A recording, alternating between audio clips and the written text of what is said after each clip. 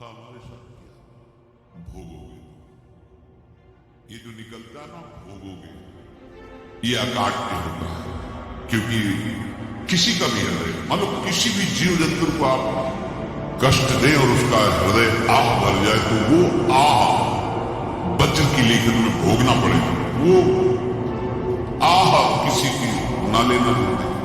कोई ऐसा कहे, कोई आह भर करके कह दिया तुम समर्थ हो, हम तो कुछ कर नहीं सकते, वो अंदर से तो फिर तुम्हारी सामर्थ्य काम नहीं करेगी, मिट्टी में मिल जाएगी। ऐसा नहीं कि आप जो कर रहे हैं कोई देख नहीं रहा, कोई हिसाब किताब नहीं, जो कर रहे हैं अवश्य में भोक्तव्य। बहुत सावधान। जीव स्वयं नित्य निरंतर कर्मों के जाल को रच रहा है और अपने आप को बांध रहा है। आपको मुक्त होना है, बंधना नहीं। जीव का जन्म कर्मों के अनुबंध से होता है, कर्मों के बंधन से होता है और उसको अपना ऋण चुकाना होता है।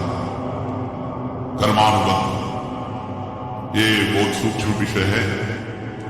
जैसे आप जिस परिवार में जन्म लिए हैं तो उस परिवार के लोगों से आपका ऋण है, इसलिए उसी परिवार में आप आए। और ऋणानुबंध उसको बिना चुकाए या बिना वसूल किए आप वहां से जाएंगे नहीं। आपको लेना है तो वसूल करना है और देना है तो चुकाना है। ये पूर्व के जन्मों से निश्चित किया गया है। जैसे किसी के यहां पुत्र हुआ, जन्म से ही पैसा खर्चा शुरू हुआ, बड़ा हुआ तो उद्दंडता के द्वारा मार पूरे परिवार को क्लेश पर क्लेश देता चला जा रहा है। ये तुम्हारे कर्म का फल है। या ऐसे शक्तिहीन बुद्धिहीन ऐसे पागल पूरे जीवन सेवा करो, उनसे अपना हिसाब चुकाने के लिए वो आया है। अब परिवार के जो सदस्य जुड़े आगे और पत्नी आते ही पूरी हृदय में आनंद, परिवार में आनंद और जीवन भर वो आनंद ही सुख देने के लिए उसका जन्म हुआ। वो अपना ऋणानुबंध मुक्त और आते ही भयंकर क्लेश खड़ा कर दिया, बीच में दीवार और झगड़ा वैसा, फिर अतरे दिन मारपीट शुरू, गले अशांति, पूरा जीवन नर्क हिसाब करने लगे। यहां ऋण चुकाए बिना कोई जा नहीं सकता, ऋण चुकाना पड़ेगा। किसी का ऋण वसूल करना है तो किसी को ऋण चुकाना है, दोनों काम करने होते हैं। अनेक जन्मों में अनेक लोगों के साथ हमने जो बर्ताव किए हैं, अच्छे या बुरे, वो हो गए। अब किसी आदमी को हम जानते नहीं, अचानक मिला, अचानक टक्कर लगाओ, मार पीट गाली गुस्सा सब कर दिया, चुपचाप सह लो। क्यों? ये आपका हिसाब है, पूर्व का हिसाब। हमारा उससे कोई द्वेष नहीं, कोई संकल्प नहीं। अचानक घटना घटी और हमसे द्वेष करने लगा, हमें पीटने लगा, हमें गालियां दे, ये हिसाब है, चुपचाप सह जाओ। अपने घर का भाई ही भारी दुश्मन बन गया और क्लेश हिसाब है। एक प्रबुद्धंत ब्रह्मचारी जी की वाणी में सुना था, एक महात्मा जी भ्रमण करते थे तो उस समय असरफियां चलती थी, मोहरे असरफियां उनको भेंट में देते लोग। तो या तो ठाकुर सेवा में लगे तत्काल या संत सेवा में तत्काल लगे, उसका संग्रह करके डोलना ही ठीक थी, बैरागी की सिद्धांत में ये ठीक थी। तो जब 2, 4, 6, 8 ऐसे मोहरे हुई तो उन्होंने विचार किया कि और भ्रमण करके जब काफी मोहरे हो जाएंगे तो प्रयागराज में जब कुंभ पड़ता है, एक बार पूरे सब अखाड़े के संतों को, अलग अलग संप्रदाय सब संतों को बुलाएंगे और सबको खुआएंगे। अब साधु है तो यही विचार करेगा और क्या विचार करेगा। तो उन्होंने ऐसे डंडा बनवाया, मेद, जो ऊपर से चूड़ीदार और भीतर पोला और मोहरे उसमें डाला और भ्रमण, जहां जहां श्रद्धालु भगत सबके यहां जाना और इच्छा रखना कि एक मुहूर्त तो दे दे दक्षिणा। कामना कोई भी हो वो बांधती ही है, ध्यान रखना। इसीलिए प्रभु जो चाहे वो करे, अपनी चाह नहीं रखनी चाहिए, अपनी चाह प्रभु की चाह में मिला देनी चाहिए। धीरे धीरे वो छड़ी भर गई भ्रमण करने वाले महात्मा चूड़ी लगाई, इंतजार करते रहे जब प्रयाग का कुंभ पड़ा तो चले। तो रास्ते में एक गांव में पूछा जाता, जैसे कहीं लोगों की कोई श्रद्धालु ऐसा है जो संत सेवी है, तो कुछ लोगों ने बताया हाँ एक परिवार में बहुत संत सेवी है और आपको मिलाते हैं। आइए, घर में रुका, खूब अच्छा हलवा पूरी पवाया और जो घर के मालिक थे चरण दबाए। चरण दबाते दबाते उनकी दृष्टि पड़ी उस डंडे पे, इतना मोटा और ऊपर से चूड़ी सी भी नजर आ रही, इस डंडे में तो कोई रहस्य है ही है। अब महात्मा जी को खवा पिला के सुला दिया। महात्मा जी जब सो गए तो पत्नी से धीरे से कहा डंडा लाओ बाबा जी का। डंडा लाओ, चूड़ीदार जो खोला पलटा है तो सैकड़ों मुहरे। ऐसे संत रोज बता रहे भगवान तुम आनंद हो जाए। फिर पत्नी से कहा नाम के कंकड़ लाओ। वो तो महात्मा जी तो खाए खीर पूरी आराम से सो। रात में पूरी प्लानिंग करके उसमें कंकड़ भर के चूड़ी लगाकर सिराने रख दी, सारी मोहरें हटाई। महात्मा जी आराम से छड़ी उठाए तो वजन पक्का। वैसे बड़े लोग चतुर होते हैं पर ये नहीं जानते कि कर्म कितना भयानक होता है। और उनकी कोई संतान नहीं थी पर धन में इतना प्रेम उनको था। बहुत सावधान साधु महात्माओं के पास जो अर्थ है, गृहस्थी अगर आता वहीं से, पर अगर उसको जोर जबरदस्ती या किसी छल कपट से तो वो उसका विनाश ही करता है। आज तक का प्रमाण है। अब उनको ये भाव पता नहीं होगा या पता होगा तो लोग के कारण वो उसको मान नहीं पाए होंगे। महात्मा जी गए प्रयाग में, किसी अखाड़े पर रुके और वहां प्रार्थना की कि कल जो है संपूर्ण अखाड़ों का निमंत्रण किया जाए और सब संतों को भोग पवाया जाए, उनको दक्षिणा दी जाए। महंत ने सोचा कि बहुत बड़ा तो उत्सव है, क्योंकि प्रयाग में कितने हजारों संत महात्मा से। उनका महाराज बोरो इसमें चीनी और तीनों घी लगेगा, सब व्यवस्था। बोले आप एक एक हिसाब हम करेंगे, हमारे पास सब व्यवस्था है। बोले कुछ तो पहले दे दो, इकट्ठे देंगे। उनको था कि अगर छड़ी खोला तो दो चार मोहरे थी, किसी को पता लग गया तो गड़बड़ हो सकती। बोले आप हम भंडारे के इसमें आखिरी में सब कुछ आपको दे देंगे।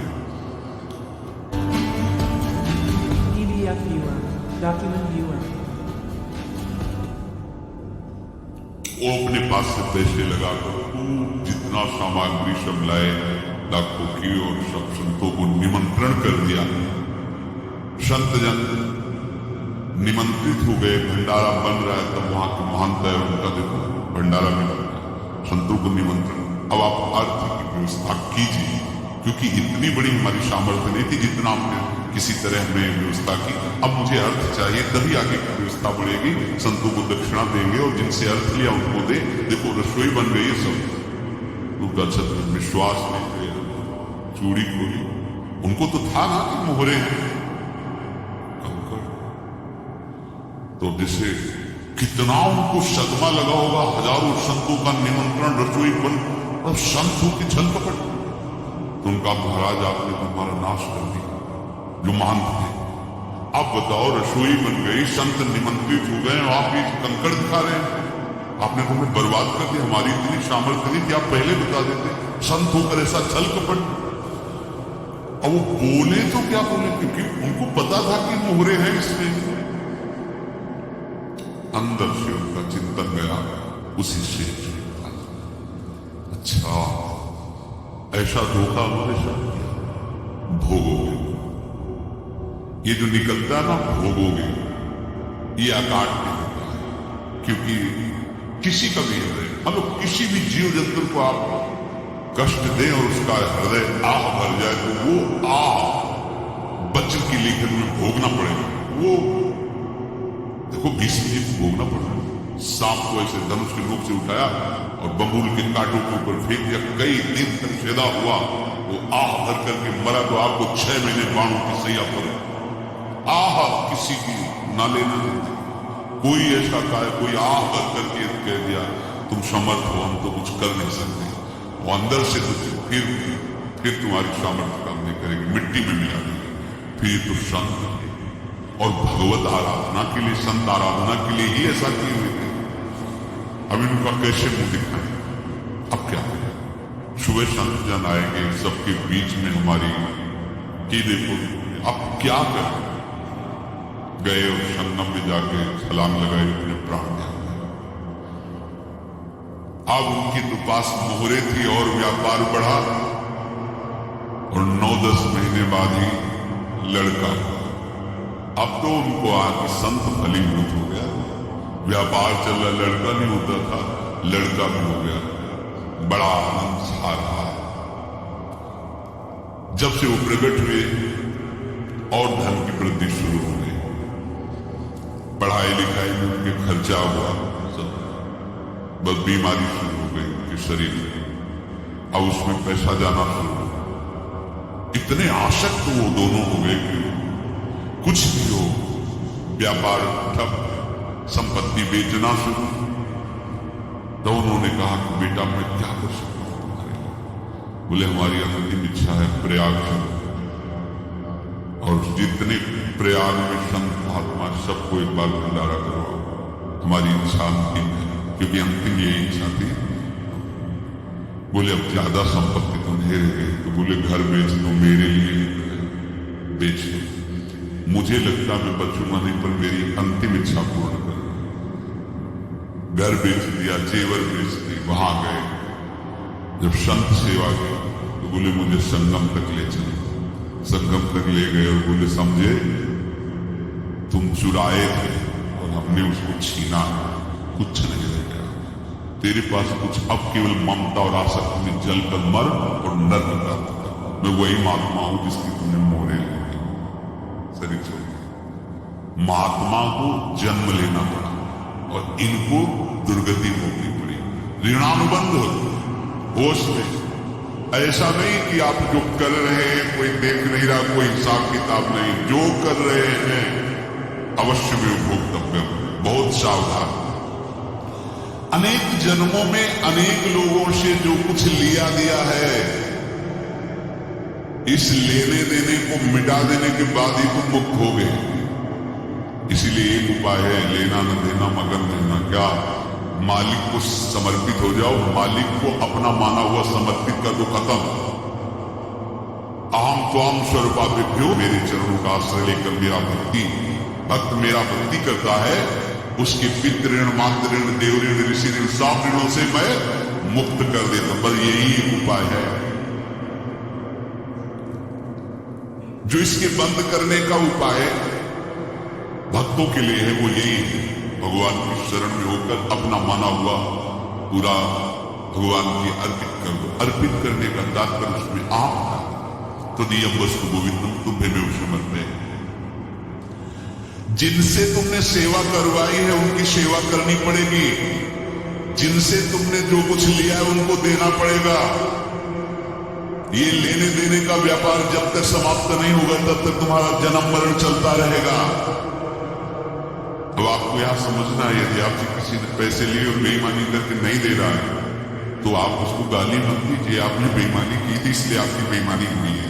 लेकिन कोई बात नहीं है, बंधन से मुक्त हुए, जो बोझा था चला गया। उसको ऐसा ना देखे कि ये बेईमान हमारे रुपए मार लिए, जो कुछ होगा देखेंगे।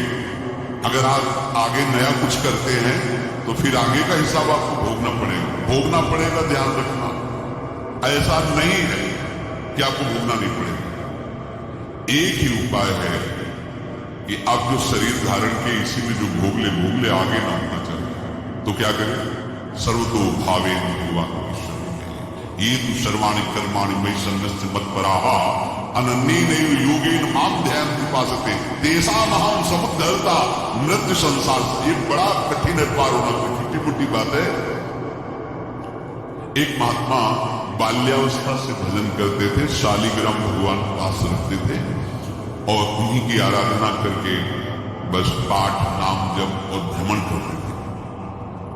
यौवन अवस्था थी, गंगा जी के किनारे अपने ठाकुर को विराजमान करके स्नान करने के लिए कपड़ा ही उतार रहे थे कि 90 लोग आ गए भाला तलवार से, मारो मारो इसको मारो, घेर लिया। तो उन्होंने हाथ जोड़कर कहा हमने क्या अपराध किया, कोई सुन ही नहीं रहा। तो उन्होंने कहा मार को डालो नहीं, आप 90 लोग, हम कोई अस्त्र शस्त्र तो लिए नहीं, एक बार हमें गंगा में डुबकी लगा देना और अपने ठाकुर को स्नान करा देना, फिर इसके बाद आप भगवत इच्छा से लोग रुक गए, स्नान किया और अंदर से प्रार्थना की, प्रभु ये क्या लीला है आपके सिवा मेरा कोई है नहीं और ये मुझे मारना चाहते हैं। तो भगवान ने जानते क्या कहा उनके अंदर, तुम मेरे में ध्यानस्थ होकर के शरीर को छोड़ो, ये लोग मारेंगे। ये मेरे भजन का फल है कि तुम्हें 90 जन्म नहीं लेना पड़ेगा, एक ही जन्म में 90 मिलके, तुमने 90 हिंसा की थी पूर्व में, तो तुम्हें 90 बार जन्म लेना होता और एक एक करके मारते। ये मेरे भजन का प्रताप है कि एक बार में ही 90 का हिसाब हो जाएगा। तुम आंख मूंदो, मेरे ध्यान में मगन रहो, मेरे प्रताप से तुम्हें कोई चोट नहीं होगी और स्वाभाविक मूर्छावस्था में प्राण तुम्हारे छूट जाए। ऐसा ही हुआ, ऐसा हुआ। तो ये बात समझ लो कि ये जो कर्मानुबंध है, ऋणानुबंध है।